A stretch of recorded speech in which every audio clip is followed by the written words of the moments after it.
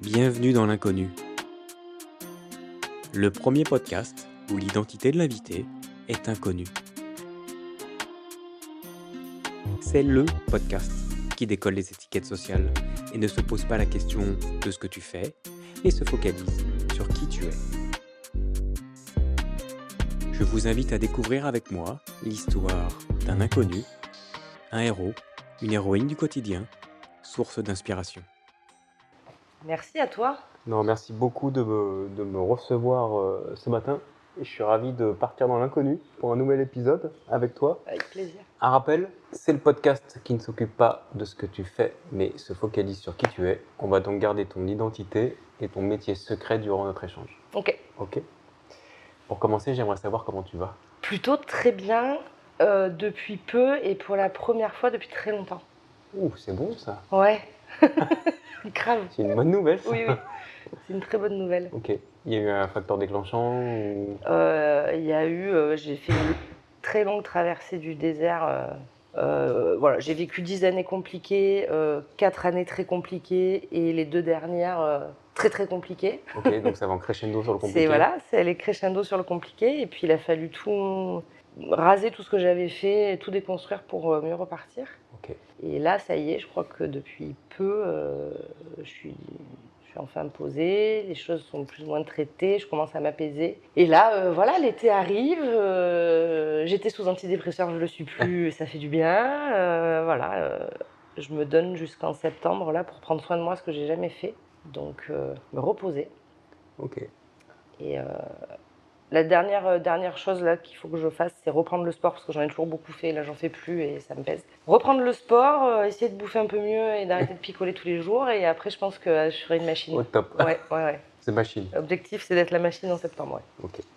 Est-ce que tu peux nous dire où nous sommes ? Nous sommes dans ma maison qui a une importance folle dans ma vie parce que j'ai eu une enfance un peu compliquée en termes d'ancrage et donc avoir mon chez moi c'est primordial pour que je puisse me sentir bien. Et en fait avec mon ex-mari j'ai construit une maison de A à Z, 3 ans de chef de chantier pour faire une immense baraque et puis arrivé dans la baraque on a divorcé. Et en fait c'était une maison de magazine dans laquelle je me suis jamais sentie bien. Et donc là voilà, il y a 1 an j'étais encore dans cette maison, en 1 an j'ai vendu la maison, j'ai déménagé avec mes enfants dans un appart meublé, j'ai acheté cette maison. Celle-là, je l'ai refaite moi avec mes 10 doigts et j'y ai mis beaucoup d'énergie pendant 6 mois et j'ai fait la bonbonnière que je voulais faire. Elle est 2 fois plus petite que l'autre, elle est moins standardisée, mais c'est mon cocon et avec les enfants, on y est super bien et je pense que c'est ça aussi le facteur déclencheur, c'est que ça y est, je suis posée. Chez toi. Ouais, et je pense que je vais y rester très très longtemps. Ok, moi je te le souhaite. Ouais, parce que j'ai déménagé 27 fois dans ma vie. 27 fois. Là, il est temps de se C'est poser. 27. Ouais. Ok, d'accord. Voilà. Une Donc, déménageuse quoi. ouais, la vie, les choix, parfois pas les choix d'ailleurs. Et le premier endroit où je me suis sentie vraiment bien, c'est le premier appart que j'ai acheté quand j'avais 30 ans et que j'adorais et dans lequel j'ai vécu et après dans lequel j'ai eu mon premier fils. Voilà, et à part cet endroit-là, j'ai eu beaucoup de mal à trouver jusqu'ici un endroit où je sois bien, quoi. Ok, moi je te souhaite du coup que ça dure le plus longtemps possible. Ah mais c'est sûr, je suis chez moi, je suis à ma place là. Je te propose de partir au hasard de la discussion et je vais te laisser tirer un dé dans cette besace. Alors, Un dé violet. un dé violet, ouais. C'est ta couleur préférée ou pas ? Non, Non. pas du tout. Je suis Est-ce que vraiment je pas peux- très violet pour le coup. C'est vrai ? Ouais. Est-ce que tu as un dé qui t'attire ? Moi le vert.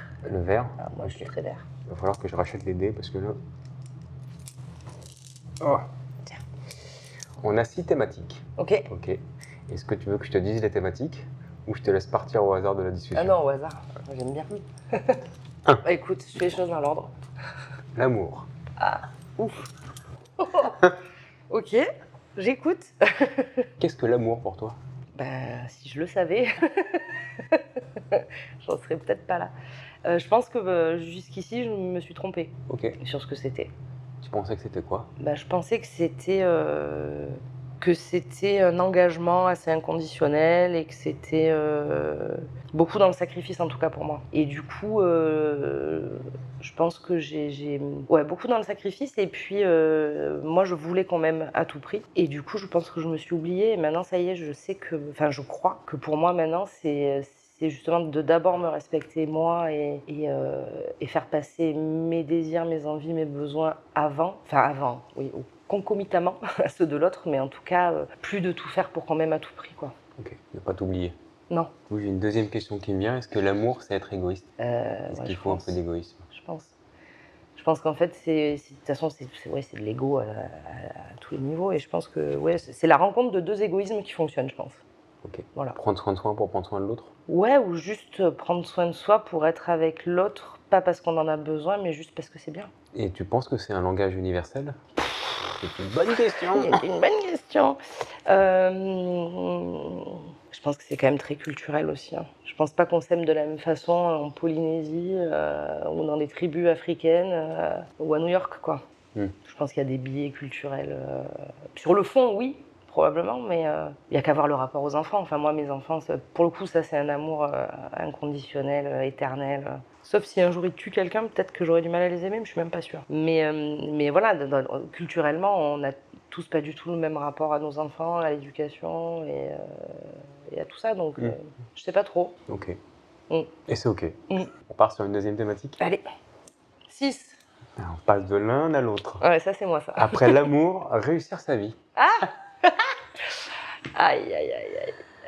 Eh ben ouais, pareil, je pense que je me suis pas mal trompée par le passé, mais au moins j'ai essayé. Pour le coup, j'ai aucun regret. Je suis allée au bout de tout. Si j'ai un peu des regrets par rapport à mes enfants et au modèle masculin que je leur ai choisi ou qu'ils ont. Bon, ça m'embête un peu, c'est mon seul regret dans la vie. Mais sinon, voilà, je suis allée au bout de tout et je pense que enfin, j'en parle par ailleurs dans une de mes activités. Tu nous diras à la fin. Ouais. Ouais, j'ai poursuivi des rêves qui n'étaient pas les miens, je pense.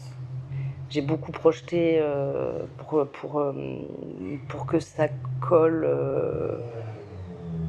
au désir de ma grand-mère, de mes parents, Ouais, je me suis trompée sur pas mal de choses. Et en même temps, j'ai ajusté au fil de l'eau. Et au final, j'ai obtenu tout ce que je voulais obtenir. Et puis, une fois que j'y étais, je me suis rendu compte que ça me nourrissait pas du tout. Et du coup, j'ai déconstruit pour là maintenant être bien à ma place. Ok. Et pour moi, réussir sa vie. Ça tombe bien, c'est la prochaine question que je vais te poser. C'est quoi réussir sa vie? Et réussir sa vie, je pense que c'est trouver le savant mélange ou le parfait équilibre entre tous ses désirs. Voilà. C'est-à-dire que moi, à un moment donné, j'avais des envies en tant que maman, des envies en tant que pro, des envies en tant que femme, des envies en tant qu'amie, etc., etc. Et souvent, parce que je fais beaucoup de choses, et souvent on me dit tu peux pas tout faire. Et en fait, si, moi je crois que si, que je peux tout faire. Et que je peux tout faire marcher ensemble. Après, ça veut dire aussi, quand on ne se sent pas à sa place, enfin en tout cas pour moi, se donner les moyens de bouger, même si c'est douloureux, même si c'est difficile, même si c'est effrayant parce qu'on ne sait pas où on va. Voilà, moi je sais que je veux pas d'une vie en demi-molle en fait. Okay. Donc réussir sa vie, de ce que j'entends et de ce que tu nous as partagé juste avant, c'est savoir se mettre en action pour évoluer. Oui. Quand quelque chose ne va pas, pour aller vers quelque chose de mieux. Ouais. Ou quelque chose d'autre en tout cas. Quelque chose d'autre, ouais. De mieux, on verra après, mais en tout cas, ouais, d'autre. Et puis... Ne pas rester sur le statu quo. Ouais, en fait, moi, l'inertie, ça, je peux pas, quoi, tu vois, faut que...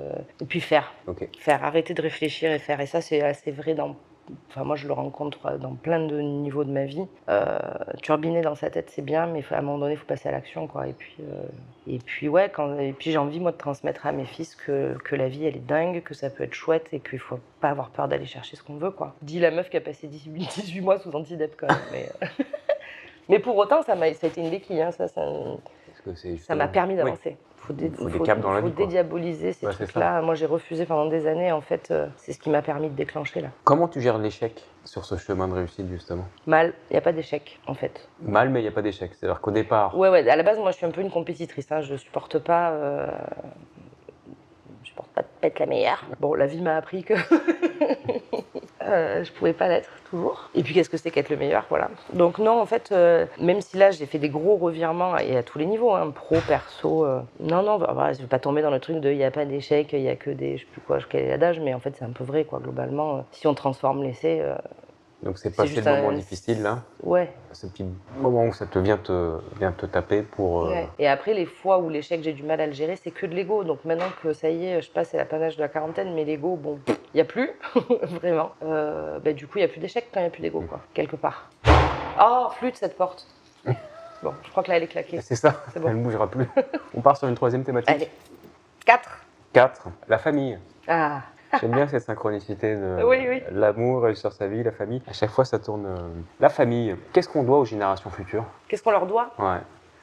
Tout. Ils nous ont pas demandé d'être là, hein, donc de la même manière qu'on n'a pas demandé d'être là non plus. Donc, je pense qu'on leur doit, en tout cas moi, à mon niveau, par rapport à mes enfants, je leur dois de les faire passer avant. Ça, c'est certain, pour le coup. Ce qui veut pas dire m'oublier, mais c'est la priorité. C'était le cas dans le passé? Par rapport à De t'oublier? avec mes enfants? Ouais. Oui et non, mais oui, mais du coup, il y avait une frustration qui, du coup, était pas saine. Donc, en fait, voilà, aujourd'hui, je dois à mes fils d'assumer qui est leur mère. Et je me dois de faire en sorte de les ancrer au mieux dans la vie et de leur donner les armes pour qu'ils aient pas peur d'aller là où ils ont envie, quoi. Ils doivent assumer qui est leur mère? Ah ouais, des fois. J'en ai peur. Ouais. Ok. Mais je crois que ça va. Hein. Et puis après, ouais, je veux qu'ils fassent tout ce qu'ils ont envie de faire. Je veux qu'ils se mettent zéro limite, quoi. Et pour ça, je veux qu'ils soient armés. Comment tu les armes? J'essaye de les narcissiser un peu, mais pas trop, histoire qu'ils aient un peu confiance en eux. Puis de les rassurer et de leur dire que je serai toujours là et qu'ils soient, voilà. Cette maison, ça va avec ça aussi. D'ailleurs, depuis qu'on est là, le petit tout qui a 4 ans a passé des caps. Voilà, il s'est mis à dormir, quand même pas mal. Moi, j'ai fait 2 gosses qui n'ont pas dormi, donc ça fait 10 ans que je dors pas. Enfin, il s'est mis à dormir, il fait pas non plus des grasses matchs qu'à midi. Hein. Oui, mais au moins. Mais bon, on est sorti du. Ouais, et puis il arrête pas de dire on est bien ici, je veux rester à la maison, je veux traîner. Et je pense que c'est important d'avoir son port d'attache pour pouvoir après justement aller naviguer un peu partout, quoi. Donc j'essaye de renforcer ça à fond. Après, je fais beaucoup la maman et le papa, et c'est des garçons. Et en tant que maman de garçon, je me questionne beaucoup sur comment en faire des mecs bien. Donc là, ça y est, je leur rentre un peu dedans, là, maintenant. C'est un truc à la con, hein, mais je réalise que je faisais un peu la servante parce que voilà, et puis maintenant, c'est fini. Donc hier, mon fils, il est parti en colo, je lui ai imprimé la liste et je lui ai dit, tu fais ton sac tout seul, par exemple. À 2 ans, c'est pas mal. Hein. Non, le grand, il a 10 ans. Mais même le petit, là, maintenant, ça y est, c'est vous mettez la table, vous débarrassez, on est 3 dans cette maison et on participe tous les 3. Enfin voilà, j'essaye.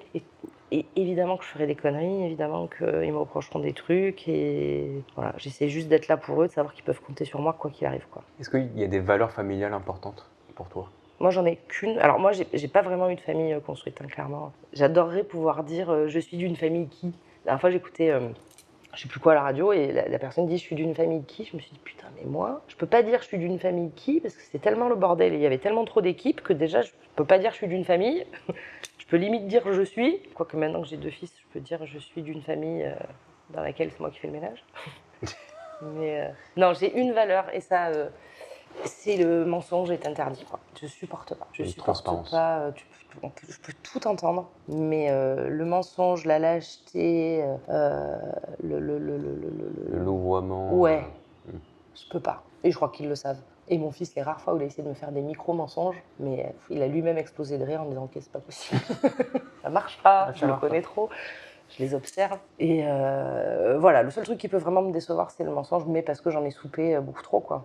Et le respect. On passe au texte à trous. Ah! Je commence les phrases, tu les termines. J'adore. L'art de la simplicité, c'est... L'art de la simplicité, c'est de bouffer une pizza sur les rochers.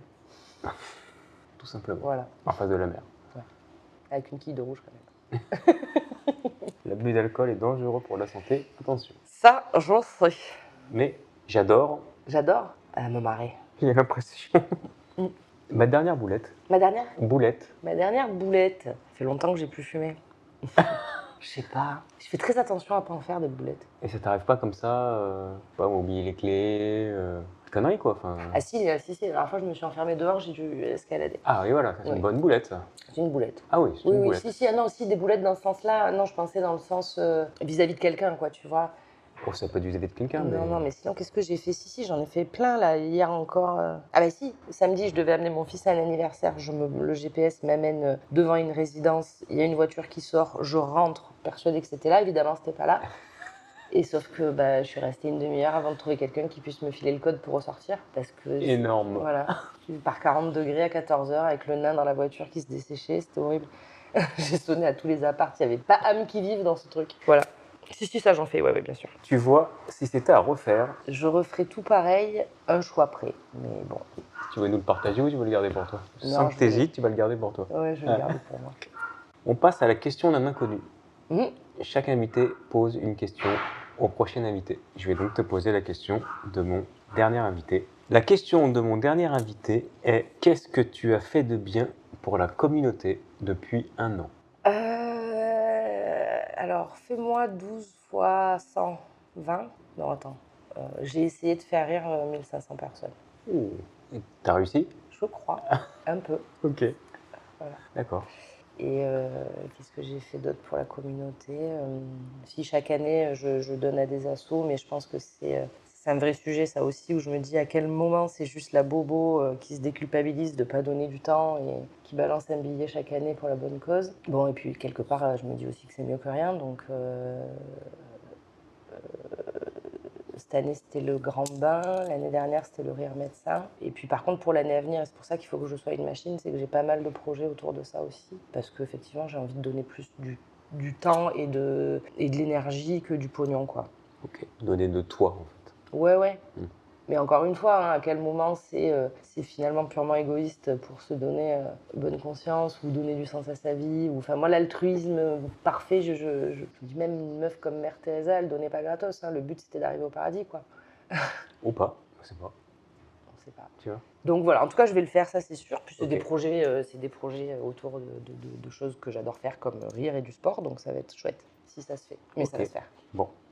tu nous en parleras peut-être à la fin, non? De Ouais, ces c'est projets. encore trop flou. Trop flou? Ok. Enfin, c'est pas encore trop. Ouais, non, c'est trop tôt. Après le texte à trous, question d'un inconnu, est-ce que tu as un sujet qui pique? Dans quel sens? Un sujet qui, soyons grossiers, qui t'emmerde quand il arrive autour de la table? Un comportement qui t'emmerde aussi? Ouais. Oh, bah, j'en ai plein. Ah, vas-y, balance. J'en ai plein. Enfin, je supporte pas les gens en position haute qui s'écoutent parler, qui n'écoutent pas les autres, qui sont pleins de certitudes, qui affirment des choses sans les argumenter. Ça, c'est vraiment un truc que je supporte pas. Les sujets qui piquent, ouais, c'est un peu le féminisme. Parce que moi, j'ai dû attendre d'avoir 40 balais, 2 gosses, 2 boîtes et une grande maison pour me rendre compte que en fait, j'étais féministe. C'était tellement ancré que je voyais pas qu'il y avait. Voilà, pour moi, il n'y avait pas de sujet. Et en fait, si, il y en avait plein. Et il y en a encore plein à traiter. Et je trouve que les choses bougent beaucoup en ce moment, mais on est encore loin du compte. Et voilà, moi, les gros mascus. Typiquement, ma meilleure amie est divorcée d'un type comme ça, qui est absolument odieux, et qui est capable d'intituler un mail Femme occidentale vénale, tu vois. Moi, ce genre de truc, je ne peux pas. Ok. Et les violences sur les enfants. Donc masculinisme, on va dire. Ouais, oui. Fascisme, tous les trucs en isme en fait. Hein. Ok, tous les extrêmes en fait, Ouais, ouais, oui, oui, oui. de manière globale. Oui. Et la violence Ouais, aux enfants. gratuit. Avant de partir, Mm. s'il te reste quelques jours, quelques mois avant de mourir, Grosse angoisse, me parle pas de la mort, ça y est, je vais paniquer. ok, qu'est-ce que tu ne souhaites pas regretter ou qu'est-ce que tu aurais envie de faire? Ce que je veux pas regretter, c'est ma relation avec mes enfants. Donc j'espère qu'au moment M, on s'aimera de fou. Et qu'est-ce que je voudrais faire, c'est ça? Ouais, qu'est-ce que tu aimerais faire? J'embarque mes mômes, un homme que j'aime si s'il y en a un, mes amis, et on se fait un gros tour du monde. Ensemble pour découvrir. Ouais, et on bouffe et on boit. Ok. Ce serait pas un peu épicurienne? Chouïa. On passe au partage de vie. Tu vas retirer le dé Ouais. et je te donne la consigne avant. Si tu nous fais un chiffre pair, Mhm. ce serait de nous partager un conseil que tu aurais aimé recevoir plus tôt. Si tu fais un chiffre impair, ce serait de nous partager un des moments les plus douloureux que tu as traversés, mais surtout de nous donner en fait les ressources que tu as mis en place pour le dépasser. Faut faire un père. Cassé. Cassé. Tu vois, ça veut pas. Hein. Impair. Alors vas-y, redonne. Quel est un des moments ou le moment le plus douloureux que tu as traversé? Ouais. Et surtout, quelle est là ou quelles sont les ressources que tu as utilisées pour t'en sortir, Ok. pour le dépasser ce moment? Le plus douloureux, il y en a deux. Alors, mais le plus douloureux, c'est ce que je viens de passer là. Ouais. C'est le divorce avec mon ex-mari, avec qui ça se passe bien. Hein, c'est pas le sujet, mais c'est cette décision-là, prendre la décision de tout déconstruire pour tout reconstruire correctement. Et de passer en garde alternée, c'est-à-dire de me priver de 50% de la vie de mes enfants. ça a été une abomination. Ça m'a foutu par terre. La ressource, ça y est, je l'ai. C'est que et je suis encore en train d'y travailler, mais je lâche sur ce que je maîtrise pas. Par contre, du coup, les 50% du temps où je les ai, je pense que c'est du temps qui est 10 fois plus qualitatif que ce qu'il y avait avant. Et puis, pour le coup, quand je les ai, je fais rien d'autre, quoi. T'es avec eux. Je suis avec eux, les semaines où je les ai, il est hors de question que je sorte le soir, même pour le boulot, parce que j'ai un boulot qui peut m'amener à bosser le soir. Sauf exception, bien sûr, hein, mais ouais, les semaines où je les ai, la priorité, c'est eux, et puis les semaines où je les ai pas, la priorité, c'est moi. Ok. Et la ressource, parler d'abnégation. Ouais, la ressource. Ouais, je crois que c'est ça, c'est de lâcher la colère et de lâcher. Ok, ça tu maîtrises pas de toute façon. C'est mon associé qui est un mec extraordinaire que j'adore. Qui me dit meuf, il pleut, tu peux rien y faire. Arrête de dire il pleut. Ça me fait sourire, c'est tellement vrai. C'est tellement vrai. Donc j'essaye de l'appliquer et ça va mieux. Et après, ressources très opérationnelles, hein, oui, des médocs parce qu'il en a fallu. Parce que pour le coup, moi, j'ai pas la dépression léthargique au fond du lit, j'ai plutôt la dépression hyperactive. Mais je pense que là, tout le monde m'a dit fais gaffe, tu vas exploser en vol et je suis passée pas loin. Donc ouais, je pense que quand à un moment donné, on a besoin de ressources, des fois, il faut aussi se tourner vers les gens dont c'est le métier et qui ont fait 10 ans d'études. Et je m'intéresse beaucoup aussi maintenant à la neurosciences, neuropsy, etc. Et il y a quand même des avancées de dingue qui se sont faites sur le sujet. Et à un moment donné, je veux dire, tu te casses le bras, on te met un plâtre. Bon, ben pourquoi quand t'es en DEP, tu prendrais pas des anti-DEP alors que c'est fait pour, quoi. Voilà. Et aussi, j'ai une psy en gestalt thérapie, qui est une forme de thérapie qui considère l'individu dans son écosystème versus la psychanalyse où c'est centré sur la personne, que j'ai fait déjà dans le temps, il y a très longtemps. Bon bref, et elle, elle m'a sauvé le cul encore une fois. Ça fait 15 ans que je la vois. On s'est plus vu pendant des années parce qu'elle était partie à Avignon. Et puis, quand j'ai pris la décision de divorcer, je l'ai rappelée. Elle a accepté de me reprendre en visio. Et voilà, donc ressources, gestalt thérapie, médoc, sport, parce que pour le coup, là, j'ai arrêté, mais pendant toute la période, j'en faisais beaucoup. Vin rouge, hein, on va dire ce qui est. Fromage, saucisson. Et les amis, précieux. Merci de ton partage. Ça va être à ton tour de poser une question au prochain invité. Pour le prochain. Ouais. Quelle question t'aimerais lui poser? Est-ce que tu crois qu'au moment M, t'es à ta place dans ta vie? Est-ce que tu crois qu'au moment M, tu es à ta place dans ta vie? J'ai bien compris que le moment M, t'aimais pas trop parler de la mort. M pour mort. Ah non, bon, à l'instant où tu lui parles, pardon. Bah, tu vois, excuse-moi. Ok. Ouais. Comme tu as utilisé le moment M Oui, exact, tout à l'heure. c'est vrai. Ok. Est-ce Moment que tu M crois comme qu'au mort, moment d'ailleurs, T, j'avais jamais pensé. maintenant, Oui, à l'instant T. à l'instant T, Voilà, est-ce que tu à crois l'instant T. tu vois, comme quoi, tout à l'heure, je pensais que tu parlais du moment M, parce que quand on parlait de la mort, M comme mort, Ouais. pas du tout. Non, pas du tout. Tu vois. Mais maintenant que je le sais, je vais dire instant T. Ouais, non, la mort, ça me terrifie. Bah oui, justement, et comme tu m'as dit ça tout à l'heure, je me suis dit, ok. Et elle utilise des lettres pour pas dire le mot. Non, même pas.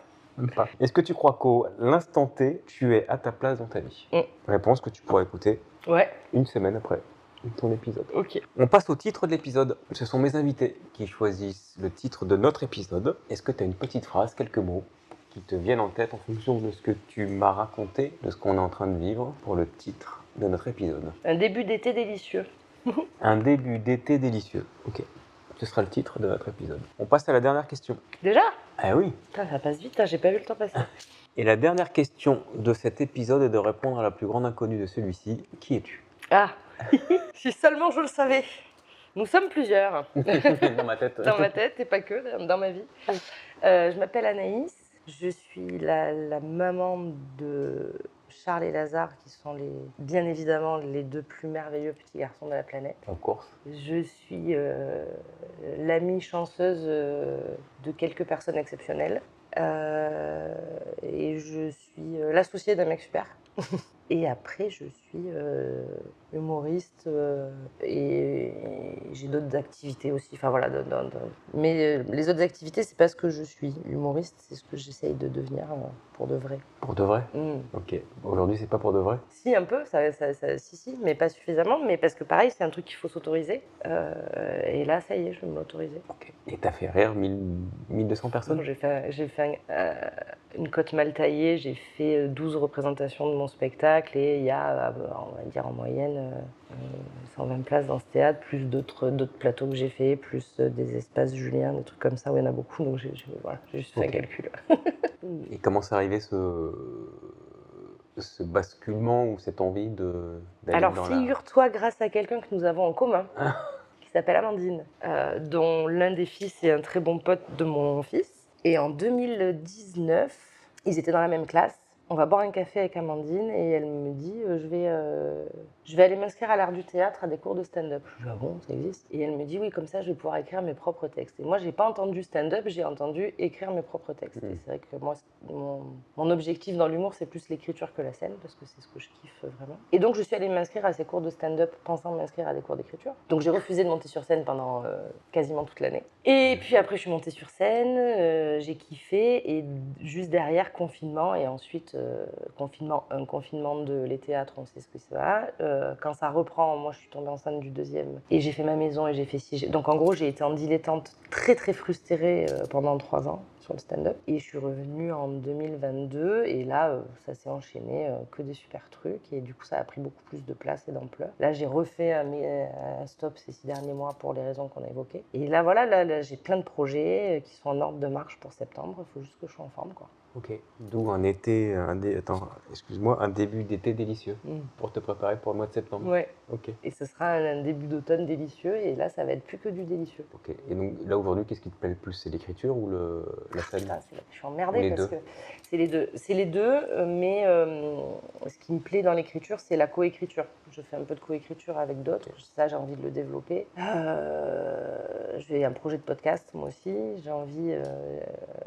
mon Graal, ce serait d'être chroniqueuse. Ok. J'adore écrire des chroniques. Et mon over Graal, ça serait de participer à l'écriture de mini-séries, de scénarios, tout ça, tout ça. Ok.